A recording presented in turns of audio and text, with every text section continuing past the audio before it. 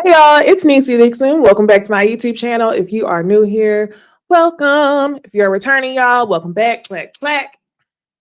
Today, I'm drinking a berry protein smoothie. I'm not drinking my mock mimosa today. I'm drinking a protein smoothie. But low key, I don't even feel like drinking that because it is what's the temperature right now? Y'all, it's like 15. 15. 17. It's 17 down here in Dallas, Texas. How does that happen? I don't understand. Y'all should be used to it now though, because if I'm not complaining about the heat, I'm complaining about the cold and the weather is changing from one day to the next. Okay. But hey, friends, let me know in the comments if you can hear me clearly and if you can see me clearly. And for the people that's new here, today I feel like wearing my glasses so you will see the reflection of the screen in my glasses. And it just is what it is, okay? So let me know. Hey Tiverton, Shay K, One Love Shara, my Kia, Sharice Woods. Oh, thank you, thank you, thank you. Ooh, it's zero. Where you at? Where you at? Where are you at? My goodness. Andrea Moore, Nikki, Keisha Boo. Okay, good. Y'all can see and y'all can hear me. It's only been she in St. Louis. Girl, I feel for you. Um, I will be leaving the house one time today, and that's to drive to my mama house to get some gumbo because on Sundays I don't cook. I go to my mama house.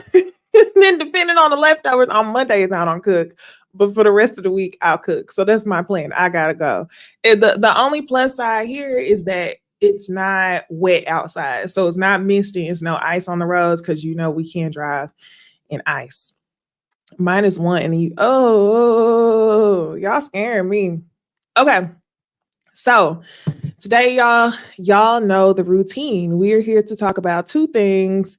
Number one, we are going to talk about Bell Collective reunion. Where's my image for that? We're going to talk about Bell Collective reunion. And then after that, we're going to talk about Love and Merge Huntsville. You know that Bell Collective is always, most of the time, used as the warm up because it's more of the baby show and it's not really giving as much. Like I said last week, Bell Collective was kind of giving great value. Bravo. Great value housewives. Let's see what we can say. And this week it was giving the same thing because I feel like they were using the same language, same questions. Who's not clocking in for work? You know, as we've seen on the best seasons of Real Housewives of Atlanta. But you know what? While that comes to mind, let me see if I can find this tweet because I want to discuss this with y'all. Let me see if I could find this tweet. I sent it to somebody. I might be able to upload it actually.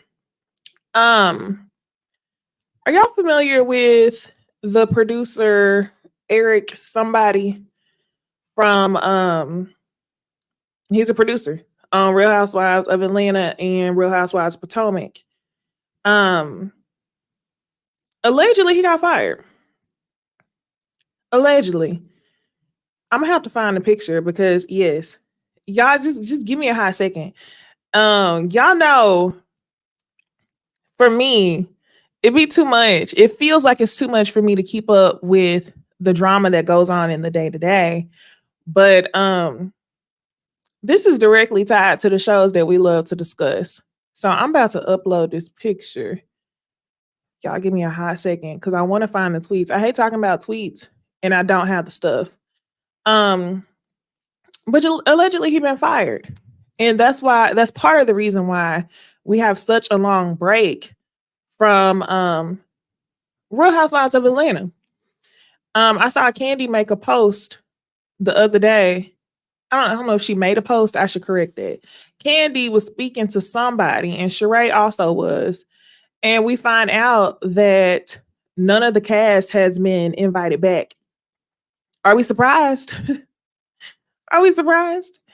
Um, how funny is that, y'all? Today is on Sundays, but I'm on here talking about Bravo because it seems so much like Carlos is aligning himself with some of the Bravo conversations, right? Y'all know last week, thank y'all, Eric Fuller, that's his name. Last week, him and Sweet Tea got into it. And that's when Sweet Tea told him you need to tend to your own shows. So here, like the video real quick. Give me like 30 seconds. I'm gonna upload this picture so we can look at the tweet together.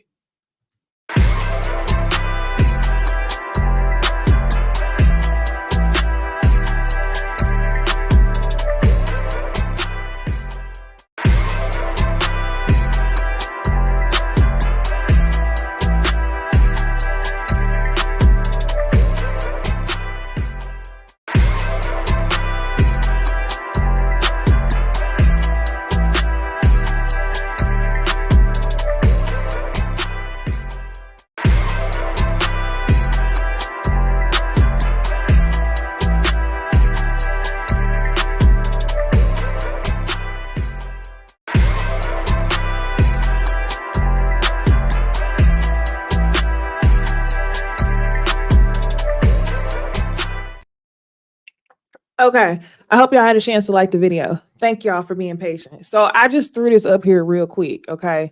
So, what is it? Somebody tweeted producer Eric Fuller allegedly got fired because the last few seasons of Real Housewives of Atlanta and Real Housewives of Potomac have been tanking, with him being the person who's supposed to have the housewives bring great storylines throughout filming. Maybe this is why Atlanta is taking long to return. So Eric Fuller himself, and I looked at the page. I believe that this is his page. Like, y'all go look it up, but I truly believe that this is his page. He responds and he says, at least there will be a better picture circulating this time. And, you know, Mad Beast responds, I wish you well in finding a good job. I think the girls are happy to see him on his way. There were even pictures of him posted, I think last season, when it came to like this whole storyline of Chris and the storyline of Monique, with him and the Green Eye Bandits. So people thoroughly believe that some of the grimy shit that's been going on the show is directly connected to him. Obviously, he's here to make a good storyline, but people want to know, like, at what end and what level of biasness is going on in production. So that's what we're seeing. And I guess we're going to see this impact Real Housewives of Potomac probably next season. And it'll also impact who's coming back on Real Housewives of Atlanta. So I'm going to close that out. Y'all let me know if that's going to make a difference for y'all when it comes to watching Housewives of Atlanta and Housewives of Potomac. Because honestly, y'all, last week when I came on Monday to talk about Real Housewives of Potomac, ooh, child, it was quite disappointing. Okay. I have to say our Sundays on is a bit more lit than talking about Potomac on Mondays. But anyway, to bring this all together, y'all, the reason why I talked about this is because on Bell Collective, I said it was giving great value, Bravo. And it was. It was. The only thing is, I will say, I think Carlos, I think you need to hang up the hosting. I don't know if it's like personal gain or self-serving of you to review these reunions so that the fans know who you are. But the thing is, like, Carlos, people know who you are, but you may not be the best person. Let me not say may. You are not the best person to host these reunions. Last week, when it came to the Latrice situation, like Latrice versus the girls, I don't feel like he handled the situation as like a neutral host would, or even somebody who watched the show with a little bit more sense, you know? Like, I don't know. There was a lot of biasness going on, like the way he set up the questions. You don't think you owe this person an apology? You don't think this, or are you saying this? I didn't really care. I didn't really care for her at all. And I feel like we saw that a lot on we saw it again this episode a whole lot, okay, which I want to get into when it came to Latrice and Cliff. Don't get me wrong though. Latrice and Cliff sat up there in our faces with their clown mask on. I'm not even gonna play with y'all. He sat up there in our faces with the clown mask on. Cliff did. But it gets to a point to where you have to realize that it seemed as though the host was on the side of the people who were against Latrice. So it's like, at which point do you handle having a delicate conversation with Latrice? And at which point do you, it seemed like it was self-serving to Marie and Letitia to see Latrice look like a fool. It just was, we're going to get into it. We also saw it on Love and Marriage Huntsville. So, Keisha said he's trying to be like Andy. Honestly, low key, I think that Andy don't got it this bad. Honestly, I don't think Andy got it this bad. I know that Andy can be unfair. We saw him do it with Monique.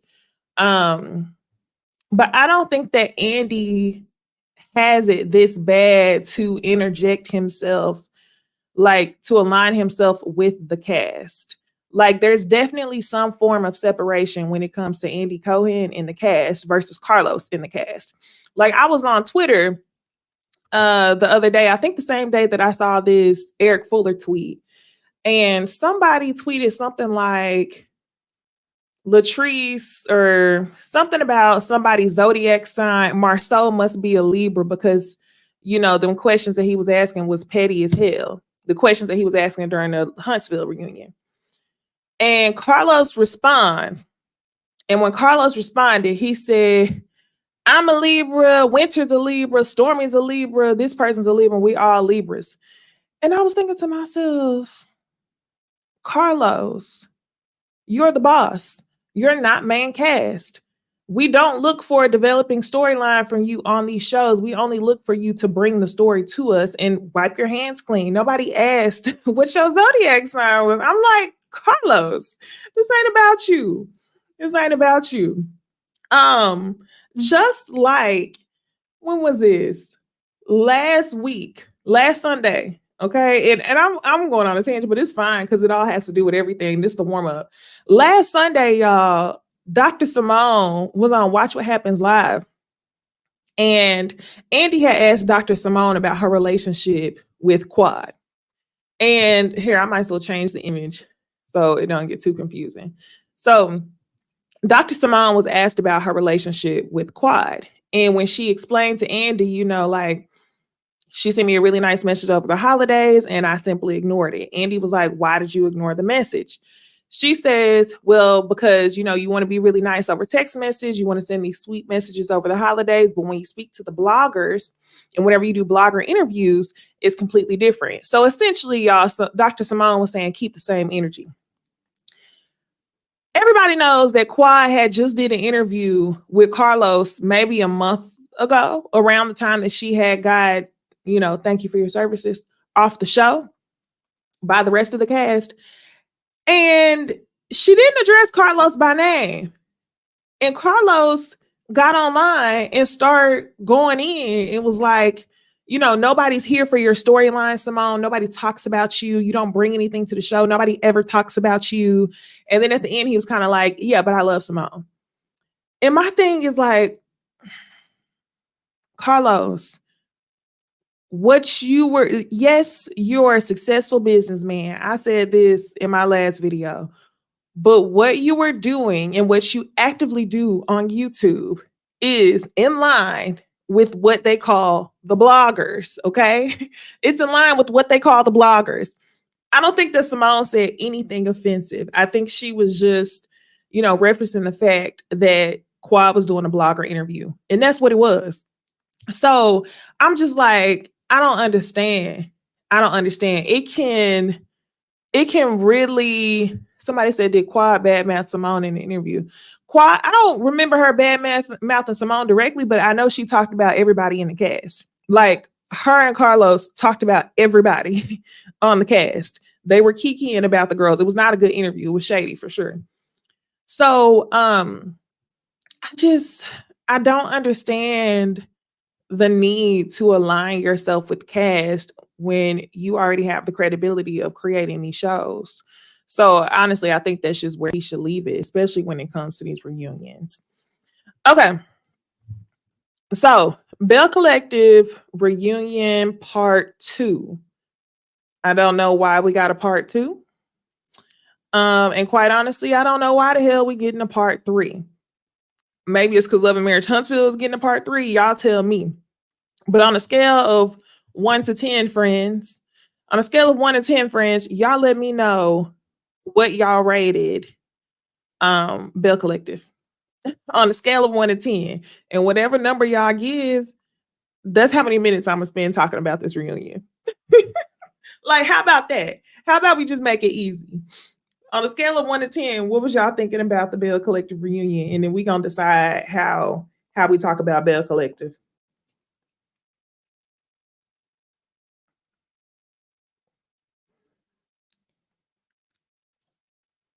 Because honestly, y'all, does it take 10 minutes to talk about Bell Collective?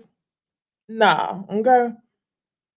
8, 5, 4, 5, 5.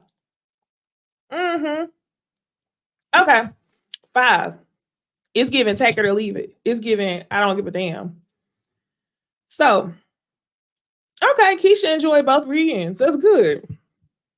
Okay, so y'all, the part 2 reunion starts out with the aftermath of what we thought was going to be a fight between Latrice, Marie, and Letitia. After we see Marie bad built BBL ass in and out back alley. Let me concrete inject this shit and keep it moving ass. Interjecting herself in this beef that had nothing to do with her, and then arguing with, bringing Letitia, you're an insecure bitch. Letitia, if you don't get, girl, y'all done already wasted 42 seconds talking about that. Anyway, the ladies go back to the room with their husbands. And here's another one that I think is very similar to Carlos, and that's Glenn. When Glenn, I'm gonna tell you this, okay? You don't even have no credits on the show to be staying in women's business. Glenn, this season, I don't know if he took a couple months off of that boat, but Glenn has been more than available and more than willing to involve himself in this show and more than willing to attach himself to whatever success he thinks that Tisha's getting. So Tisha must have got a pretty raise from the first season because you are hanging on. Glenn starts talking about Latrice. A queen doesn't get off of her throne to chase a snake. Okay. And then Cliff kind of just sits there. And then Latrice is in her dressing room talking to the other ladies. I'm gonna tell it like this, y'all. Latrice is not as confident as what she's trying to make it. I think that Latrice is insecure. I truly think she is. I don't think that all of the women on the show are jealous of her, but I definitely think that some of them are. But anyway, we get on the stage and we talk about if Marie is a bully or not. Marie says, if anything, she's a bully for the truth. And Carlos says, well, who's not clocked in for the show? Marie feels like, she's been going above and beyond. And this is a Bravo reference, which is why I had to talk about Bravo at the beginning of this damn video. Who's not clocked in? Why do we do that? Okay. Let the shit stay over there with Bravo. Like, this is not a show where I think that people are like, oh, she not clocked in, she need to go. She not clocked in, because this doesn't have the legendary status of a housewife show, to be honest. It's a good show, but it's not legendary status of where we swapping girls out. So I'm like, okay, this tired ass question. She said that Tambra is not clocking in, and Latrice just started clocking in. Tambra is clocked in the least, but honestly, if Latrice was not on this show, nobody will be clocked in because Latrice is an activator. For whatever reason, I think that Marie is triggered by Latrice. And can y'all imagine like how quiet the show would be if there wasn't beef? Even Latrice being friends with Selena and bringing her on the show. She's an activator. So I'm just like, please stop, okay? So then we move on to talking about Tambra and her baby. Congratulations. The baby's name is London Simone. And I'm going to tell y'all like this. Tambra is a liar. Okay. In my opinion, Marie is a bully. Letitia is fake insecure. She's a follower who wants us to believe that she's a leader. Um, and Tambra is scary. Tambra's scary, and she's a liar. We talked about the whole capital situation, but I'm gonna tell y'all this.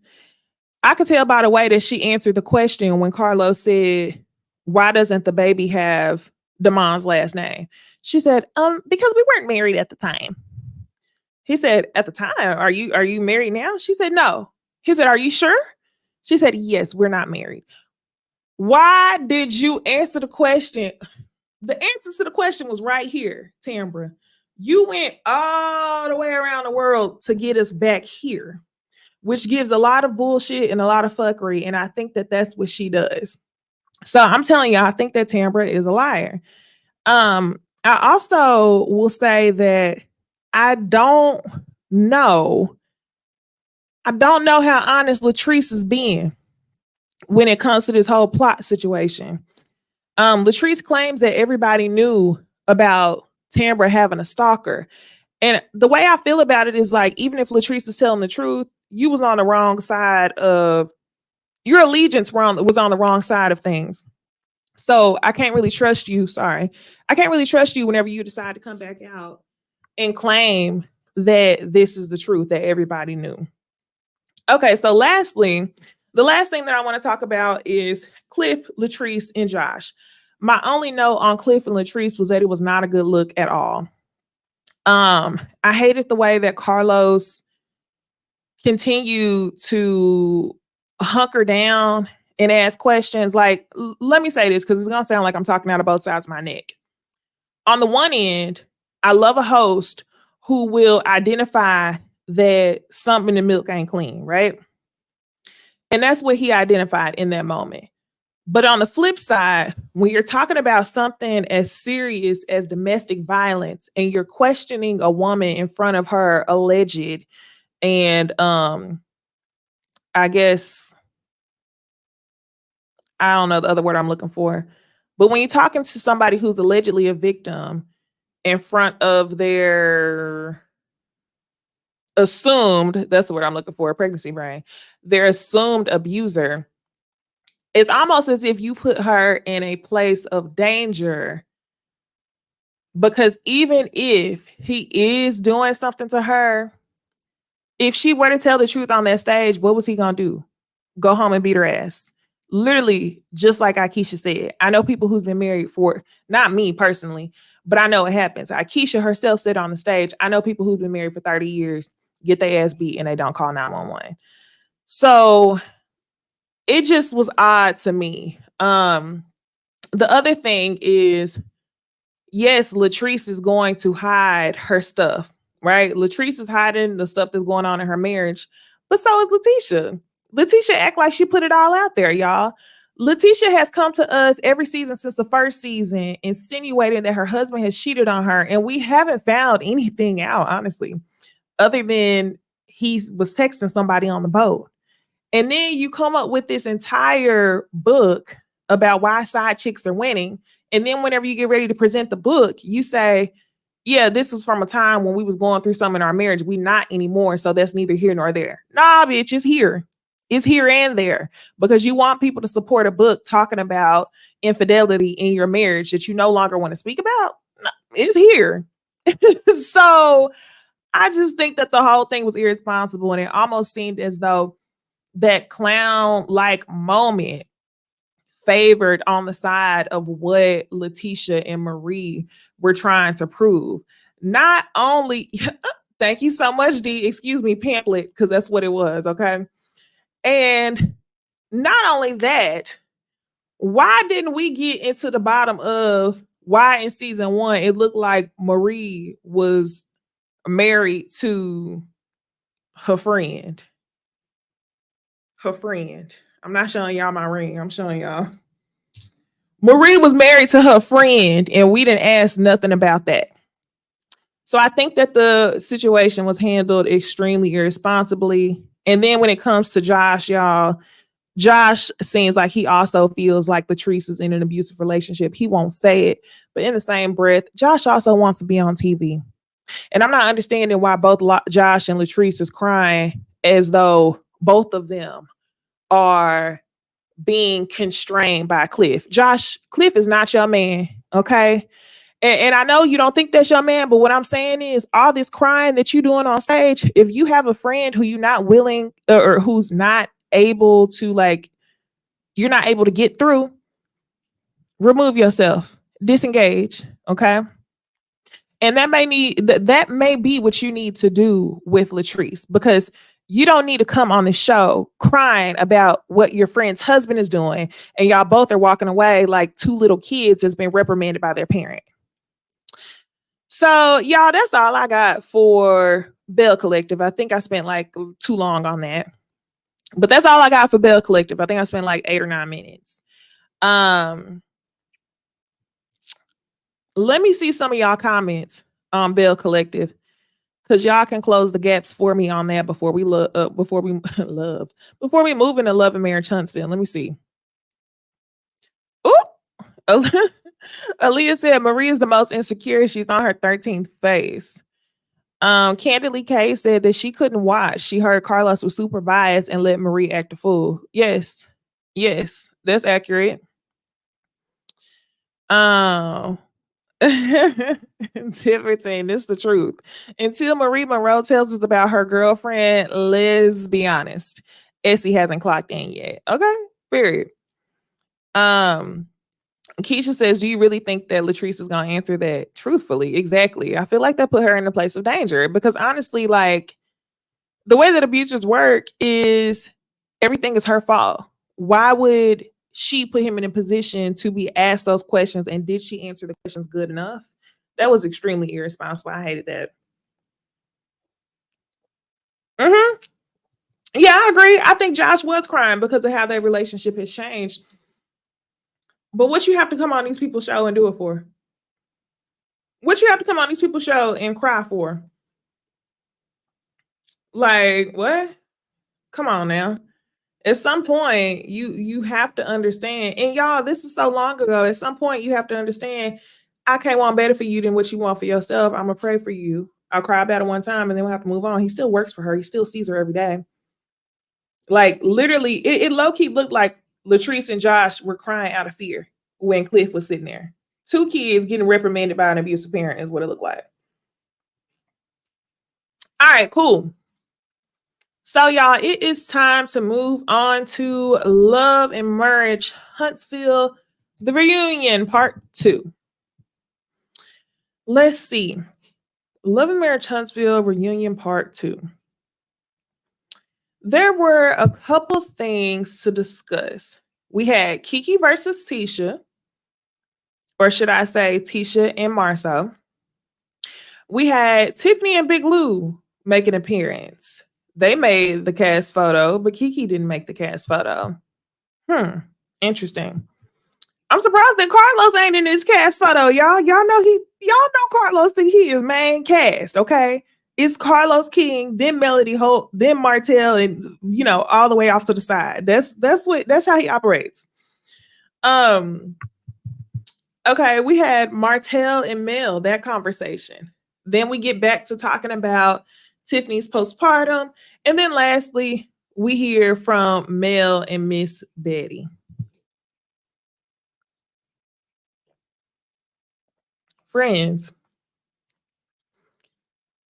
scale of 1 to 10. Hey, Carrie. Scale of 1 to 10, y'all. Y'all tell me what y'all was thinking about Love and Marriage Huntsville. Different than Bell Collective. The number of minutes that y'all say. I'm not going to do that. I'm not going to say, okay, y'all called it a 10. I'm going to review for 10 minutes. We just going to talk about Love and Marriage Huntsville, because that's really what I came for. So y'all let me know.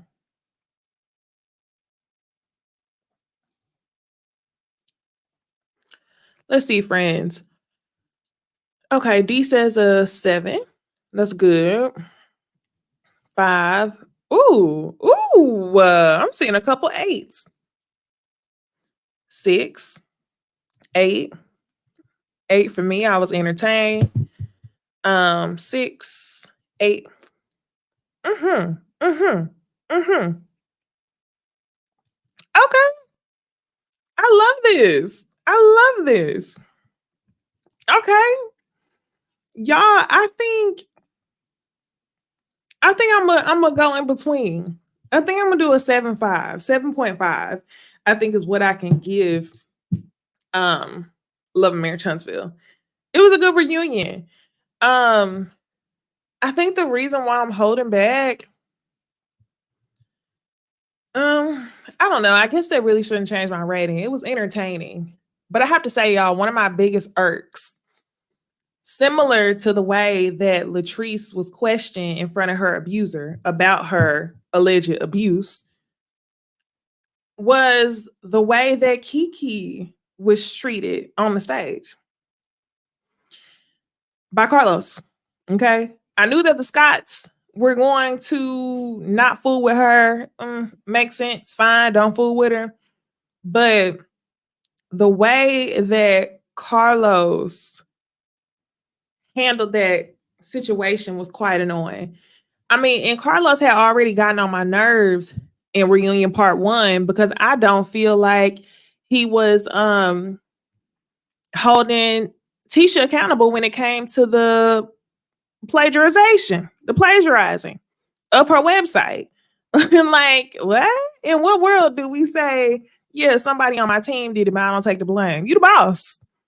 You the boss. That's why you vet people you hire. And that's why you approve things before you present it in front of the big boss. But no, we can blame it on the web designer. Somebody you found on Thumbtack, girl. Get the fuck.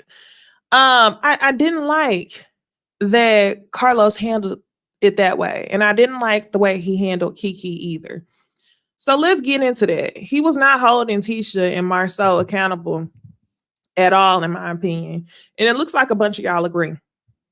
So Kiki versus Tisha, y'all. The episode starts where it ended, where Tisha, y'all know Tisha was on the plane with her index cards. Okay. She was on her index cards and was like, this is what I'm going to say here. This is what I'm going to say to Stormy. Go pop a pill. But on the back of the card, you mislabeled it. And the read was supposed to be for your cousin Kiki. But then you accidentally said the read for Stormy. But we just going to keep going through your 4 index cards of reads that you had. Okay. The last read and the last thing that you came on the show ready to say was you and your husband have cheated on each other. You even paid for him to go on a date with somebody. So who's the dummy now? Tisha. Baby. The reunion is 3 parts. I truly believe you only have 4 index cards of reads. And this is what I was talking about y'all last week. Y'all know I believe there's a Housewives boot camp. Y'all know that that's something that I recommend that all the girls go to after the first season. Okay. We saw Wendy did it. And then a lot of the girls on Atlanta did it. Who else? Sonya. Sonya did not go to Housewives boot camp after her first season like she should have. Drew went to Housewives boot camp before she came on the show. Okay, when Drew came on the show with that autograph photo, I was like, oh, this girl has invested. This girl has invested in some type of starter pack to be able to hang with the girls on this show. So the reason why I'm bringing that up is because I don't think that Tisha has the same instructor that some of these girls have. And y'all know this is like y'all probably like, girl, you tripping. Like, y'all just have to keep the imagination open with me. We talking in metaphors, okay? This may not actually happen for sure, but what I'm saying is something needs to happen. I told y'all last week Tisha found her instructor on Groupon. She found a similar reality TV read starter pack, but she didn't get the full package, y'all. She only got 4 index cards, and she went through all her 4 index cards worth of reads in part 1 and the first 5 minutes of part 2. Come on, okay? We fully you can't, okay? You can't. You've been on this show for what, 6, 7 seasons at this point? You should have been done when. You should have been done checked in. Okay? Because it's clear to me that the Groupon instructor only went over fashions, body, and 4 reads. That was a part of your package. Because you've been bringing the fashions. Somewhat. Somewhat. I'll say, I don't know if I can say she's been bringing the fashions. I'll say she looks much better. I'll say that her body's eyeing. I'll say that you have a strategy now that you've been on for 6 seasons, I think is what it's been, 6 or 7. But the reads is where they were like, you know what?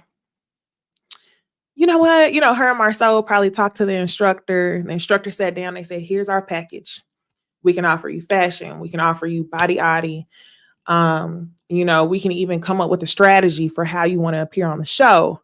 But the reads is an additional package that you have to add. And they sat there and they said, okay, give us a minute. Marcel and Tisha sat there at the table talking to the Groupon read instructor and said, give us a second real quick. They said, yeah, take all the time you need. The instructor walks away and Tisha and Marcel says, well, do you really think we need the reads? And Marcel says, well, babe, I can read for the both of us. I get down with the girls. You ain't got to worry about that. And Tisha says, you know what? You're right, babe. You got enough mouth. You stay in the women's business. Okay. You don't move like the rest of the men. We probably can go without the read package. Okay. Probably can go without the read package. And that's how she ended up with only 4 index cards. That's the story that goes on in my head. They decided to leave it off. Anyway, it starts off where it ends, where Tisha says, you and your husband have cheated on each other. You even paid for him to go on a date with another woman. So who's the dummy now? And Kiki says, and do you think the index cards are white or multi? These were white index cards. You know how back in school, the index cards used to have the little silver ring and, you know, you could open and close the ring. Tisha got the really small ring. She got the really small ring with the hole punch for the 4. I think that's what happened. So Kiki says, and what we did? And I was just like, okay. So let me make this clear. As much as I can't stand Tisha and Marcel, I think that we can take a little bit from Tisha and a little bit from Marcel and a little bit from Kiki, honestly. Kiki, you do look like a dummy, okay? Because to Tisha's point, you have gotten on this show, right? You found your way on this show. You got into it with your cousin on this show. You had options to make storylines. Okay. You could have talked about you and your husband's marriage. I mean, it's been infidelity on both sides. Obviously, infidelity is a common theme on this show that people like to discuss. So why didn't you discuss that? Why didn't you discuss that? So I was like, you know what? That's a good point, right? On the other side of things, I'll say this. I can't remember who it was in last week's video, but somebody brought up a good point that allegedly the way this rumor came about is Tisha told Kiki that it was somebody who was working somewhere and, you know, she made up the rumor. And for that reason, Tisha didn't want to fool with them. So Kiki didn't go get the rumor. Kiki didn't go make it up, but Kiki investigated it. So now all of a sudden, because Kiki is investigating something that you allegedly told her, you want to start fooling with her. That seems very Tisha coded to me, right? So one of the things Kiki had to explain was that she didn't pay for the date. And this is a tired read, y'all. This is a reach.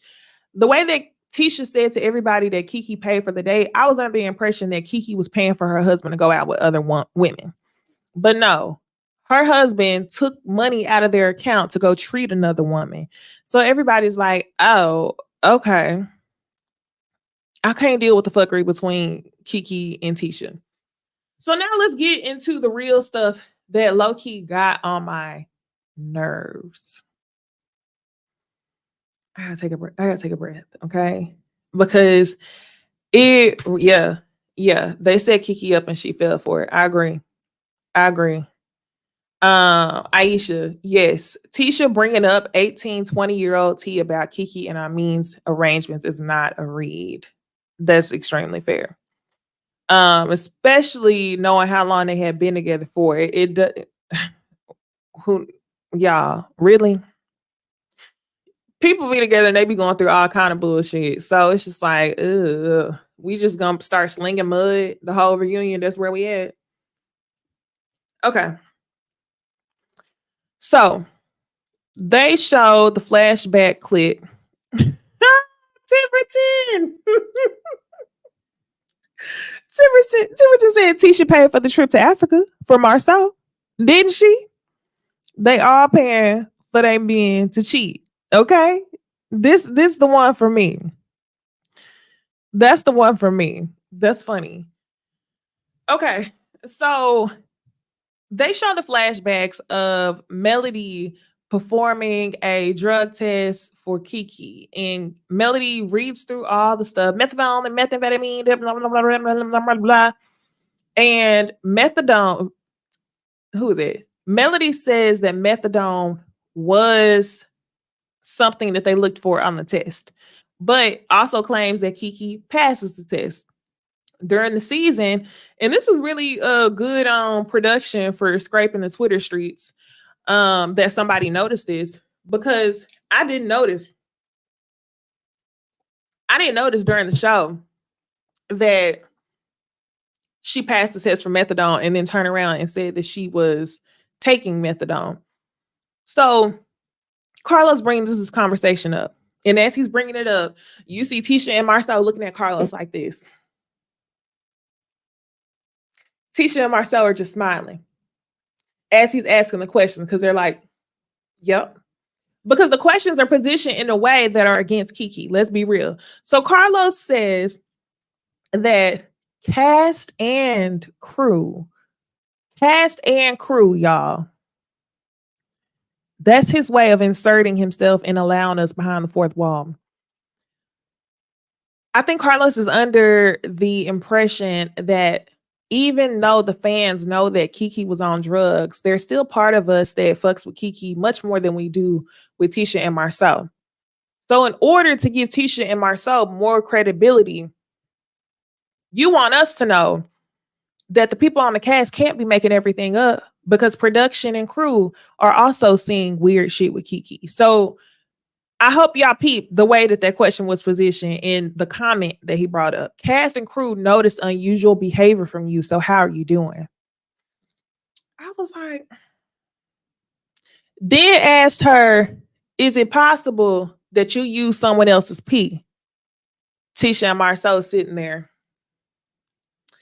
Then threw the shade and said, you took a drug test from Dr. Rogers,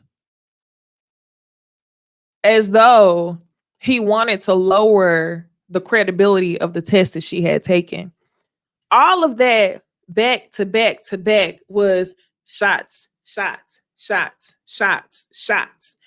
And I was like, what? Are we watching a host? Are we watching a host interject himself in this way with the people on the show? Are we what? Yeah, I did not like that at all. They start talking about Kiki's drug history. And Kiki, okay, let's talk about it. Let's talk about Andrea Moore. Let's talk about it. So the cast and crew came to him about Kiki, but nobody said anything to him about Martell's erratic and aggressive behavior. Let's be for real, y'all. Let's be for real. At this time, I think that it was already well known that there was allegedly a revenge porn situation going on between Mel and Martell. Nobody on the show discussed it. Nobody on the show discussed it. And y'all be on social media hard. Y'all be on YouTube hard. Hey, girl. Y'all know what people are saying about the show. Y'all know what receipts are coming out, but y'all never addressed something that was aggressive and potentially dangerous to Mel on this show. Okay.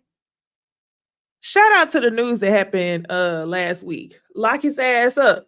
Lock his ass up. Okay. Lock his ass up.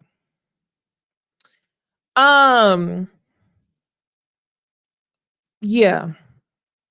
I'm just gonna let this sit here for a minute and read the comments. Cast and crew says that Kiki was acting unusual. So let's make sure. Let's act like we care. This is the same way he did Latrice on part 2 of Bell Collective. Let's act like we're coming from a place of 1,000% concern. I'm not saying that Carlos don't give a fuck about these people. I'm gonna say that Carlos has a little bit of concern, but he also wants to be main cast. He does. Okay. So let's make it seem like Latrice, we care about you allegedly being abused. So let's ask you questions in front of your abuser. Kiki, let's act like we care about your drug use, but I'm going to keep bringing you on this show and I'm going to keep, exploiting this drug situation, allegedly, that you claim is not a drug situation. Then whenever the reunion comes around, I'm gonna act like I believe you on drugs. I'm gonna give the audience reason to second guess or really consider what side of the truth they want to be on. So we know about that, but we're not gonna talk about Martell.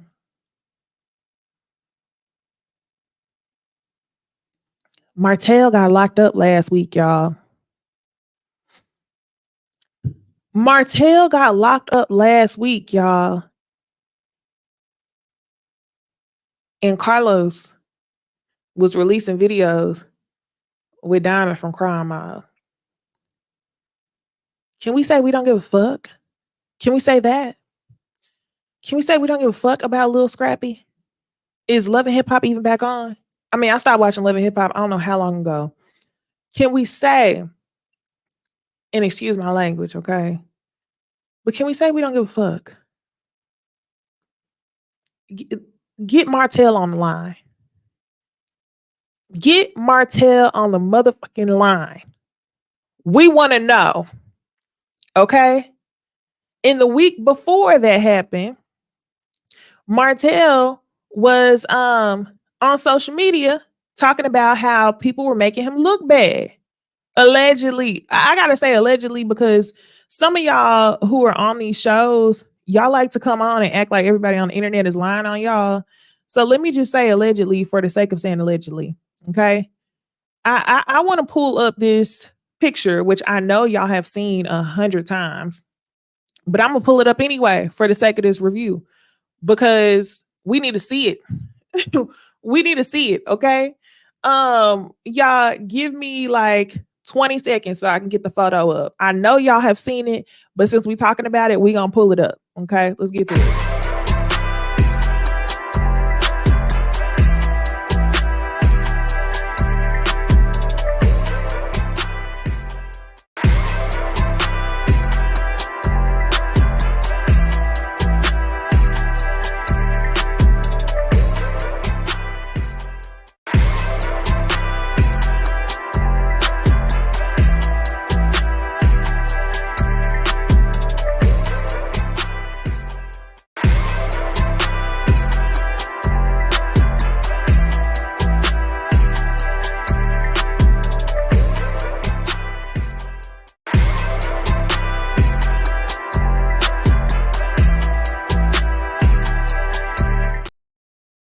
All right, we're back. We're back. I hope y'all had a chance to like the video. If you haven't liked the video yet, be sure to give a thumbs up, share it with a friend so we can all be friends, okay? But this is what I was talking about. Carlos came to us trying to let us know that cast and crew, letting us know stuff that low-key ain't our business, but it's our business because we be all in everybody's business when it comes to this show. Letting us know that crew is even under the impression that Kiki is on drugs. Yet, we've been trying to talk to y'all about Martell's behavior for I don't know how long. Okay, it was the Vegas trip where Martell was looking like he wanted to put his hands on Mel. We didn't talk about that. We didn't talk about this revenge corn situation. We didn't talk about that. So, I will neither confirm or deny that Martell got locked up. But what I will say to y'all is this picture was floating around the internet last week, floating on the blogs. And they said that Martell LaVore Holt got locked up, okay, on January 9th, 5 days after his birthday. Somebody said, happy birthday, bitch. Happy birthday. Okay. His charges were listed as domestic violence, third harassing communications. So then me and the girls was talking. And we was like, who is this for, right? Who is this for? And immediately I was like, I don't know, maybe he was fighting Ariane. But the other part of me was also like, well, it might have been Mel. Not that they were fighting, but domestic violence, third harassing communications. When we looked it up, because I ain't no lawyer. But when I looked up Google, the Google School of Law, it said that the third degree harassing communications can be applied to, let me be specific, domestic violence harassing communications can be applied to anyone who you live with or an ex. It doesn't always have to be somebody who you're currently in a relationship with. It could also be whenever you try to contact someone anonymously over and over again, when you threaten someone online, when you call them repeatedly with no intent of actually carrying a conversation.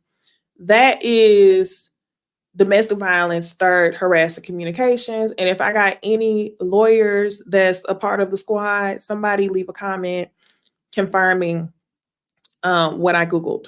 Okay. But the thing was, we didn't want to talk about that, Carlos. No, we want to talk about Diamond from Crime Mob. We want to talk about Diamond from Crime Mob. We want to see what little Scrappy's up to. Okay. We want to talk about some old, love and hip hop shit. Reminds me of whenever Nene was like, oh, why don't you look around Puerto Rico and see if there's a studio so we could drop some beats? That's what it's giving. Carlos, why don't you call up Diamond from Crime Mob and see if there's a studio so we could drop a video? We didn't care about that. We wanted to talk about Martell. So back to the show.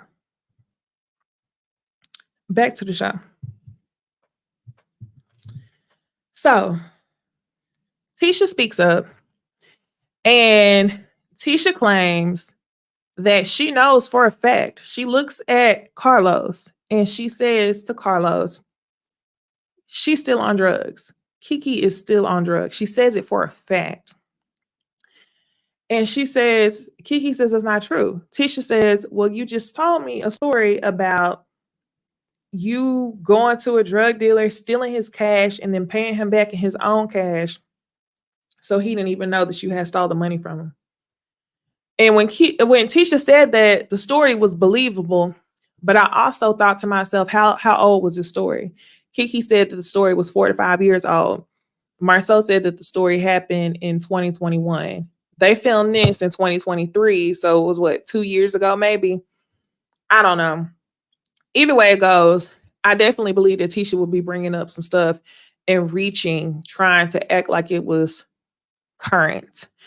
I don't believe that Kiki and Tisha have been close enough over these past couple years for you to even know firsthand if she is on drugs. I don't know if it's the Percocets or honestly, I don't know. I don't know if it's the Percocets. I don't know if it's the methadone. I don't know if it's the drug of wanting to have 15 minutes of fame on this show. Because honestly, I think it could be a combination of all those things. So while I don't like the way that they treated Kiki, I also think that Kiki is the type of person who wants attention, who wants to feel equal to Tisha. And I believe that Kiki would show her ass to be on this show. And I just think that that's how she has, presented herself to us. So I'll let y'all know that One of the things I thought was funny as hell though was whenever they talked about Kiki allegedly stealing up out of the Home Depot. Kiki was saying, "Why would I steal out of Home Depot? I can't make any money off of that." Marcel says, "Well, you can take it back to the store, and if you don't get a receipt, you can get a gift card and then sell the gift card for money." And when he said that, y'all, I fell back and I screamed because what Marceau is saying makes perfect sense. Like crackheads, and I'm not calling Kiki a crackhead, okay? I'm not calling her a crackhead. I'm literally just saying they will stop at no end. Pawn shop, food stamps. When he came up with that, I was like, you know what? That's a good point. Like a true fiend would steal from the store, return it for a gift card, sell the gift card, get the cash. A true fiend is gonna get it by any means necessary. So I just thought that it was funny that Marceau brought that up, and I was like, damn, good point. So yeah, I truly don't know. Kiki was sweating like a racehorse. I told y'all she was sweating like a damn racehorse earlier in the season. I can't tell y'all if Kiki is on drugs or not. But what I will say I feel strongly about is Kiki's drug is wanting to have 15, 20 minutes of fame on this show. And I absolutely hate the way that Carlos treated her. And what's crazy to me is somebody confirmed it for me, but it looks like in part 3, Kiki's going to come back out to the stage. I don't know. Somebody confirmed. Did we see Kiki come back for the previews for next week? It's like y'all did all that shit to dismiss Kiki off the stage and move on to the next topic, only to bring her ass back out there for part 3. Yeah, I know. She said the methadone made her sweat. I know. Okay. Yes. Okay. Yeah. I thought so. Y'all did all that and then sent her ass on her way only to have her come back out. That's what I'm like, Kiki, pack up your integrity and get the fuck off this show. I'm gonna let you know right now, Kiki. Pack up your shit and go. That's what's best for you.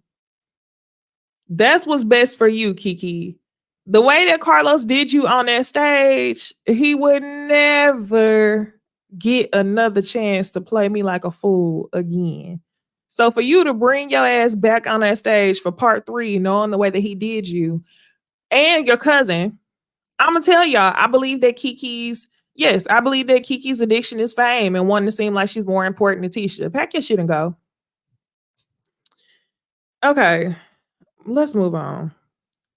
So next, we get into Tiffany and Big Lou, and we get into this Karen conversation of why Marceau called Tiffany a Karen.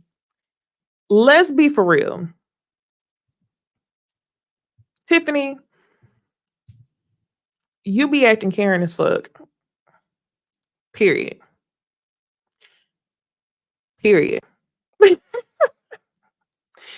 And Marceau might have not wanted to say it, but the reason why Marceau is calling you Kiki is it's because you're half white.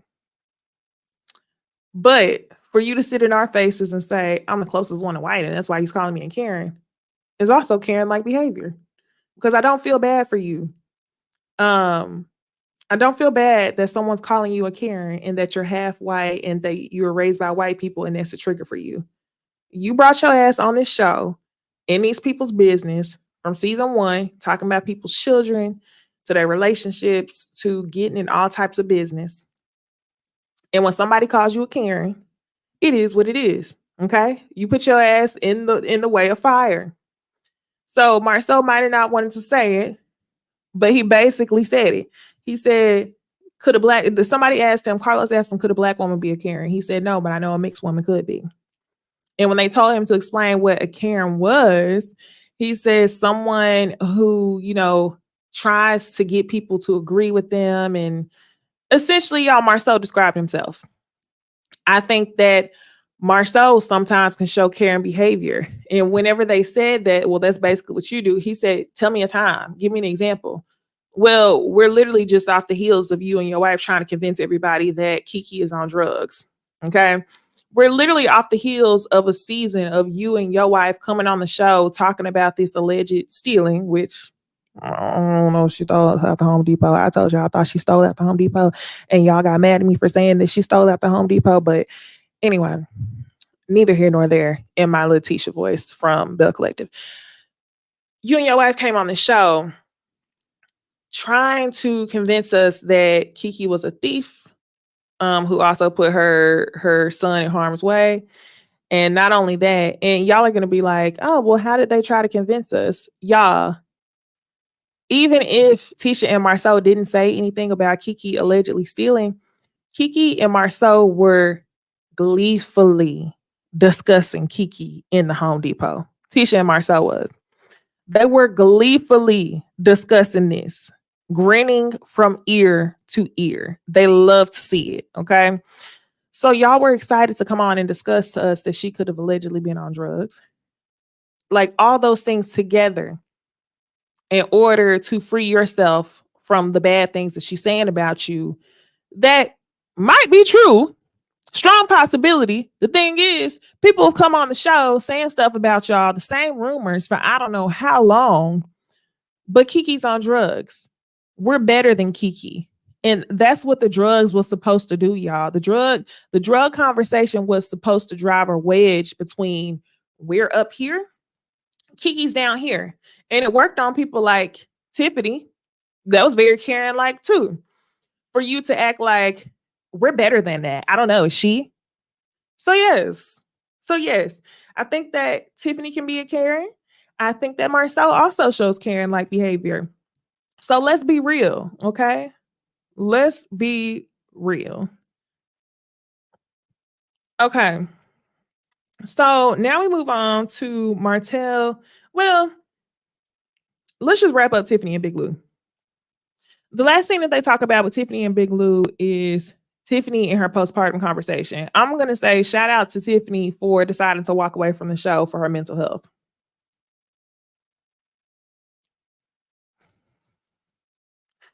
But I'm also going to say,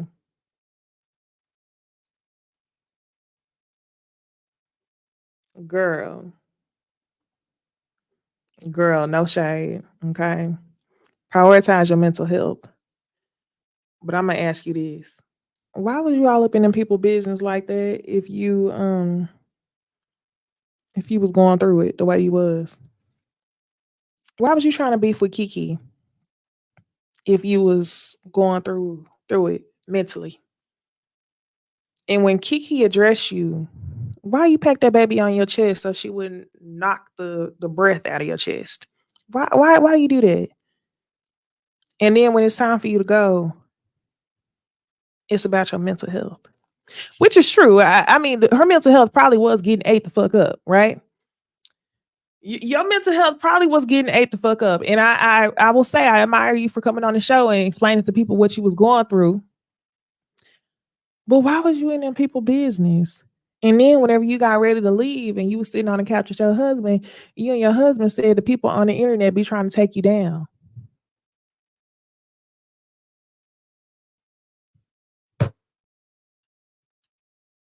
Friends. Friends.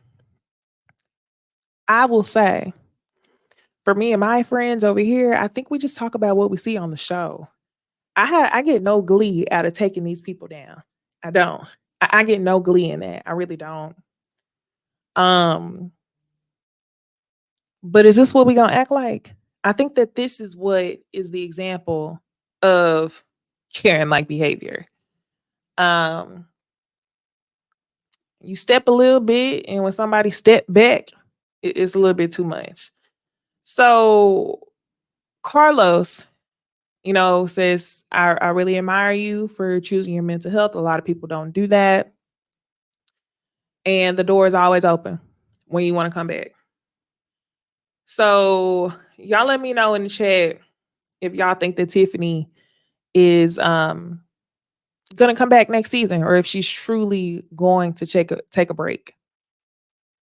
I don't know. We're gonna see. I think that she'll probably come back. But I mean, I could absolutely see the show being taxing because y'all film all year round. This is the show that never ends. It never ends. So I don't know. Keisha says no. She doesn't think that she'll come back. Kimmy says she should leave it closed. It's not necessary to return. I hope not. She's not needed. I don't know. Please no. Please no. Woo. I don't know. Y'all, I will say I really was here for Tiffany when she was in Sheree business, and she said, "You think it's because you put it down like that? Because you're good like that?" When she said that, I was like, "Thank you. Somebody had to do it. Somebody had to do it." One comment. Yes, I think she will be back. We'll have to see, y'all. Okay. So we got two more things to discuss. We got Mel and Martell. Do me a favor and like the video. We have 260 of y'all in the chat. If y'all are new here, hey, subscribe. Send the video to a friend so we can all be friends. Like the video, and I will keep the second half of this going. Let's go.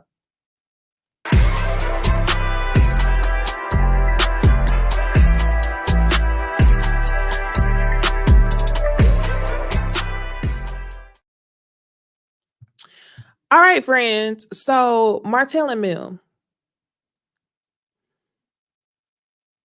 are we tired yet? Are we tired of discussing Mel and Martell if we're not going to talk about the things that we know that's going on, like the revenge porn situation? Are we? We damn near didn't talk about Mel and Martell going to court for the custody of the kids a whole season before when it was actually going on. Like, maybe it's because it was legal. Who knows? Maybe that's why. But are we really? I know for me, it's like, tell the truth. Tell the people what you know. I want to talk about the truth. Okay.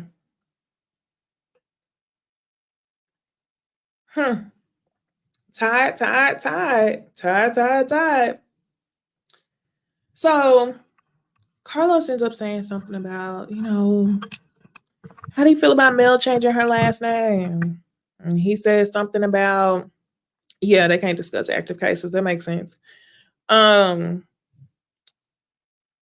do you think about Mel changing her last name? He says, if she got remarried, he could see it, but it was just so random, and he don't understand why she did it, and it was just to get back at him. And Carlos says, you were saying that it was hard for you to move on. Is it hard for you to move on because you're still in love with Melody? And Martell, again, he starts sweating as well. He looks nervous. And he looks like he don't want to answer the question. And Nell, Chris's wife, she says, yeah, he told me that. Mel confirms that these are things that she similarly hears too, is that he's still in love with her. Y'all, this man is still in love with her. He got to be crazy as hell because they are never, ever, ever getting back together. They never getting back together. Like, what is it like to be in love with somebody that hates your guts? This Mel called this man the scum of the earth, the lowest of the low. She does not even want to look at you. So Marcel instigated the fuck out of the situation. And Marcel says, can you not say it because your wife's going to get mad? And Mel says, thank you, Marcel. And they said, who's your wife? Are you and the mother of your child dating? Are y'all together? And and he says, no, we're not. Mel says that she believes they're dating because every time she drops the kids off, she's over there. To be honest, y'all, Marcel again came with a great question. Does she think that y'all are together? Because that's exactly what I was about to say to y'all next. I think that she thinks they're together. I don't know if y'all remember, but a couple months ago, they was courtside at some NBA game or whatever, and she was on her phone like this. And I guess Martell let her show him on Instagram once, okay? One good time. She's sitting there. She want everybody to see she in the picture with her baby daddy, the desperation, okay? So, yeah. I think they are. I think that in her mind they are together. But if I'm gonna be all the way real with y'all, Martell's credit is probably fucked up. Okay. Martell, what income? Okay. What builder's license? The only income is from this show. Where's the wine? Where's the suits? Where's the builder's license? Where are you taking the test at? Where's Fred? Did Fred let you on his projects? I think that Martell and Ariana are splitting bills. Okay. So that's what I think the basis of their relationship is splitting bills and probably fucking. And that's it. But in Martell's mind, they're not together. These two are splitting bills. Um, okay. So Martell gets upset. He starts doing that thing where this how you know he lying. We done seen you for 6, 7 seasons now at this point, Martell, and anytime he lying, he looks confused and he looks around. And babysitting. Thank y'all. And she's the babysitter. She's the babysitter. Yup. Period. That's exactly what it is. Um, and Martell ends up saying, I'm flexible when it comes to all of your requests, Mel, but when it comes to mine or something to do with me, you don't want to be as flexible. He's like, I didn't say nothing about the 11 babysitters. Oh, is it 25 babysitters? Is it 11 babysitters? I didn't say nothing about all these babysitters that you had around the kids and blah, blah, blah, blah, blah. It's in the paperwork. It's in the paperwork that you had 11 babysitters. And Mel says, just like it's in the paperwork, that whenever they ask you if you was in a relationship with Sheree, you said, it's business. It was a business relationship. So Martell gets up and he has to walk across the stage in that tight ass suit. He says, I'm gonna go get the paperwork. I'm gonna go get the court papers. I got the papers right here. And Mel says, please do. He comes back with the papers. He hands the stack to Carlos. And Mel says, that's not the transcript. That's not the transcript.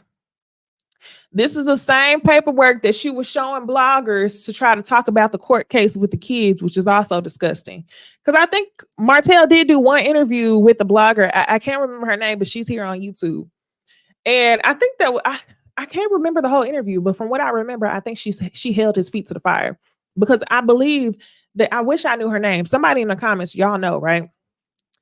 He provided her with paperwork and told her what they would talk about. And she questioned him in areas where he didn't want to be questioned. And that Queen Sheba, thank y'all, duh. Queen Sheba did the interview with Martell. And she held his feet to the fire. That is the same paperwork that he was providing bloggers, people here on YouTube, to try to make himself look better. So they're sitting there arguing. And the whole cast is laughing because they know that Martell is lying. They're like, damn, you had us sitting here asking questions about a business relationship. Whole time is business, right? So Mel ended up saying something about, I will go pay for the transcript, the clerk that types all the stuff, and I will have those by the time this airs. So I checked this morning before we went live, and I don't think that Mel has shared the transcripts. But either way I go, Martell, you look like a fool because you lying, okay? And everybody know you lying. So that's what goes on there. Was there anything else that I wanted to say?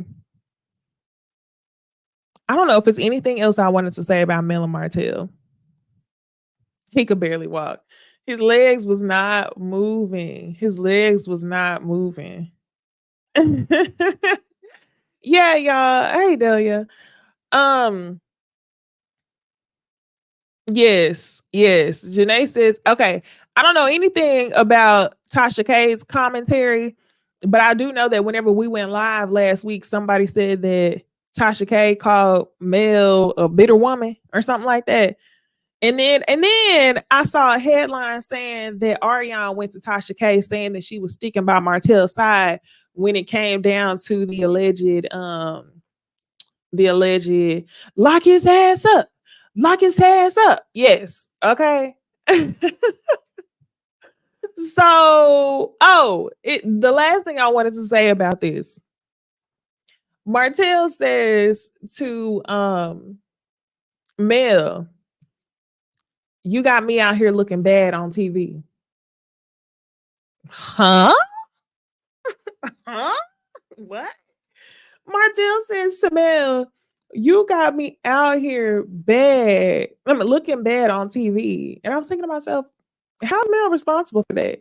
You got yourself looking bad on TV, which to me kind of confirms why you was going to the bloggers with probably 5 pages of what actually happened in court instead of the whole 150-page transcript over the amount of days y'all was in court. So yeah. Yeah. Yeah. Mm-mm. Mm-mm. I was like, what? You want to claim somebody got you looking bad. This is the same tantrum that he had 2 weeks ago on social media, saying that the TV show had him looking bad. He was making it seem like I won't film anymore unless they're actually showing my reality.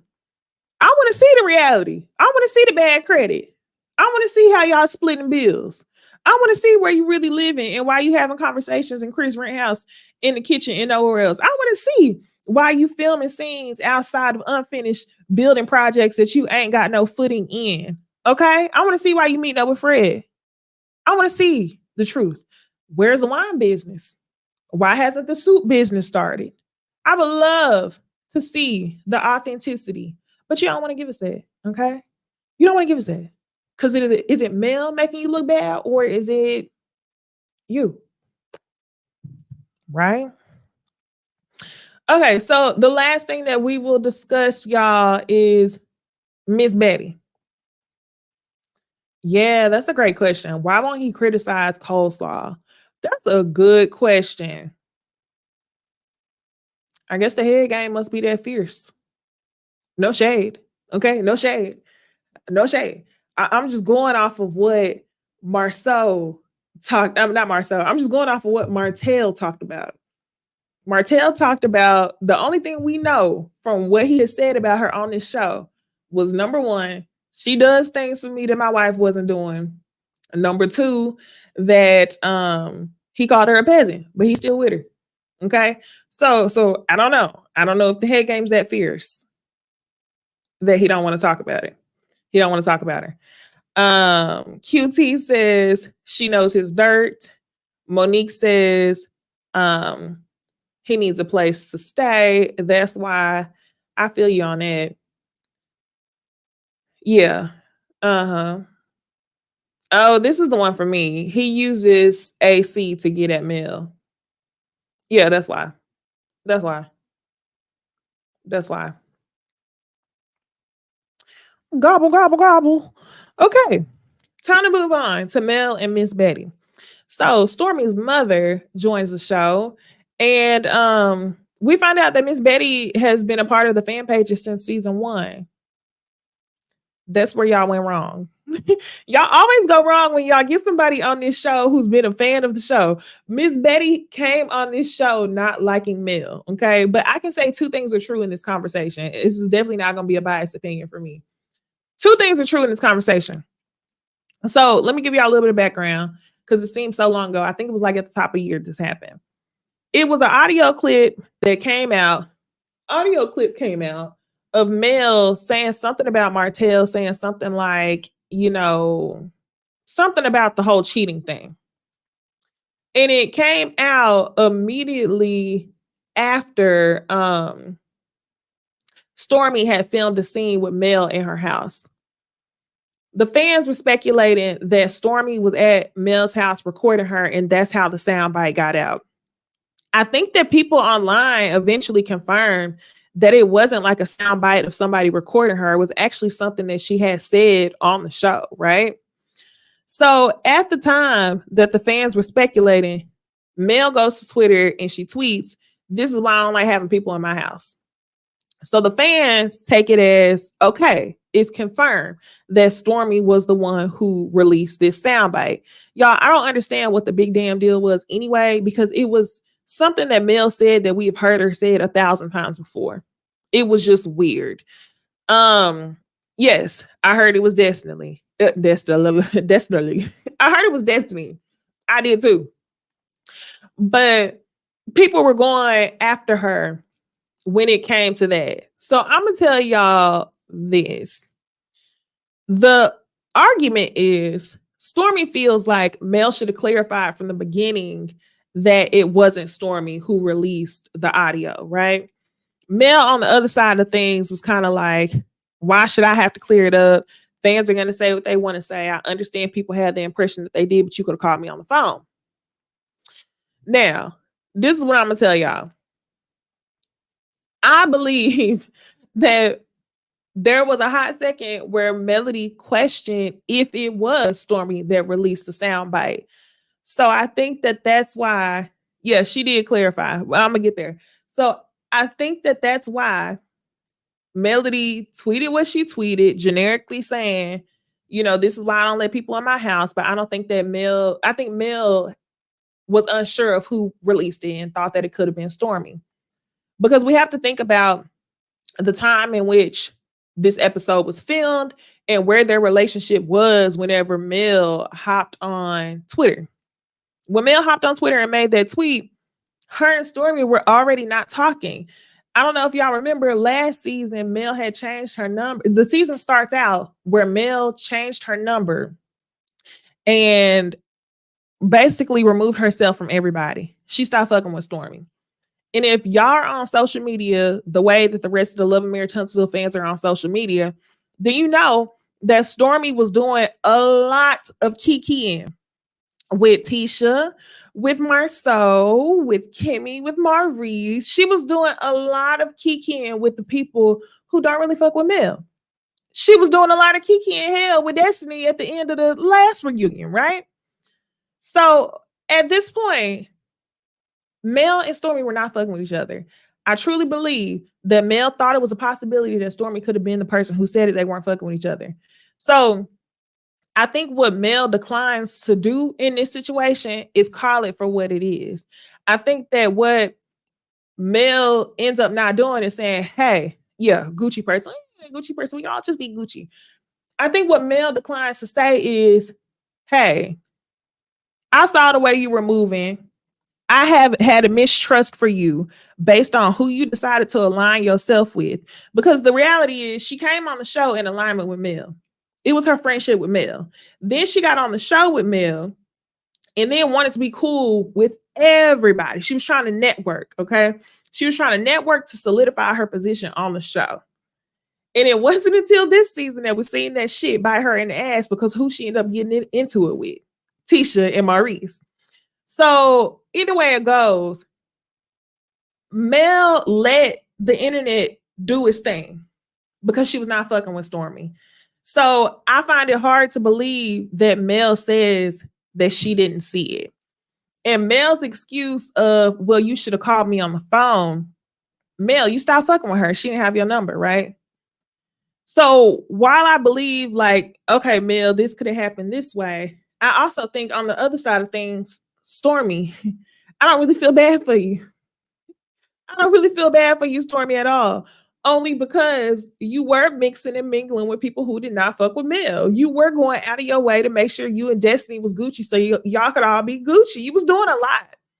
And I think the Scorpio Mel probably was like, I'm not fucking with it. You can get axed out too. Your mama being a fan of the show and already not liking Mel intertwined herself in this mess. So this is what I mean when I say two things are true. Just simply put, Mel, I think that you were aware of what the fans would insinuate and you didn't clarify it until Miss Betty hopped on social media, right? And then on the flip side of things, Stormy, I also don't feel bad for your ass because you was trying to get in where you fit in from my point of view and what I saw on the show. So Stormy claims, okay, well, the fans is going to do what they want to do. Like we both know the fans are going to say what they want to say. So I don't care about that. But they were calling and they bleeped it out. I believe she was referencing Target because that's where her beauty products were. They were calling Target trying to get her stuff taken off the shelves. I believe they were doing that. But Can we hold Mel accountable for that? Like, is it Mel's fault that the fans didn't like you so much so that they called a corporate office to try to stop your business? I don't think that that's Mel's fault. I don't. I think that people know that when you come on these reality shows, and if you say boo, okay, and literally, it's not just reality shows, even making YouTube videos, y'all. If I hop on here and say, I don't fool with Sheree, because somebody did this to me and y'all know it. When was this? Last year. I hopped on social media and I said, I wish that Sheree would stay out of everybody's business. And I heard that Sheree didn't pass the 8th grade. Not Sheree didn't pass the 8th grade. Somebody hopped on this good internet, okay, where I have my community of friends. And y'all know last year when I went through my miscarriage, I talked about it with y'all and I was gone off YouTube for like 3 months. Do y'all know they try to use that against me? Do y'all know that? Do y'all know that? But the thing is, when you're on any type of platform, any size, my little old platform, people are going to try to come for you if you say something that doesn't align. It's crazy ass people on the internet. It's crazy ass people that watch the show, Stormy. So my thing is, in no way. Oh, y'all didn't know that? Oh, I talked about it. Some of y'all know, okay? Y'all have to know. In no way would I hold Mel accountable for what some of the crazy ass fans are going to do. You just can't. You just can't. So Betty is still on the show talking about, you done been divorced from a man. Yes, friends. Yes, friends. Y'all didn't know that. Girl. That's why I almost thought about doing a whole ass Halle Bailey. I thought about doing a whole ass Halle Bailey because people on the internet be weird as fuck. You say one thing that they don't like, and they gonna be like, "Yeah, bitch, I study you. I know you. Let me say this." Mm-hmm. But I'm good. The friends are here. So anyway, Betty said something about, you didn't been arguing with a man who you been divorced from for 3 years. That might get you some business. And Mel ends up saying to her, Mel didn't lie. Mel says to her, Miss Betty, you got enough going on with your sisters and your own family, so I think you should mind yours. And when Mel said that, I was like, I was so glad Mel said that because she didn't lie. Mel tells her to mind her family business.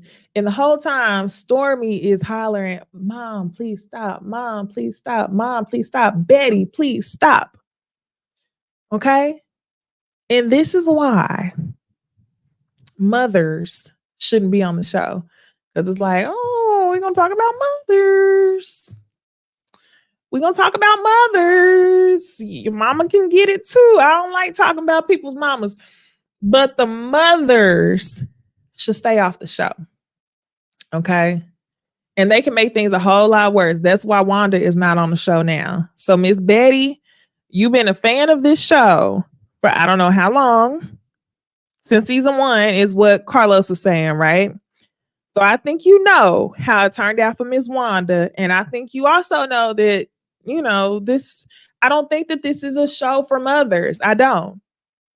I think you should pipe down. Okay.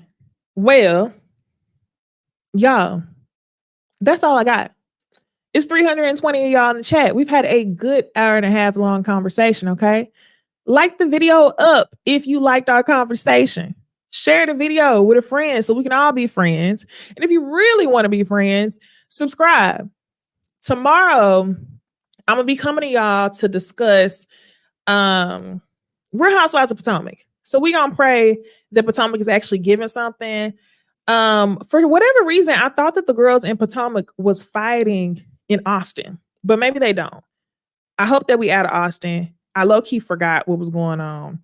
Oh, one more other thing that I like for y'all to do. If you're not following me on social media, go ahead and follow me on social media. I love when y'all post clips from our conversations because it just be so funny looking back at our kikis, and then we can share the video with our friends. Yada, yada, yada, yada, yada. Okay. Like, comment, subscribe. Okay. And I will see y'all in the next one. Bye.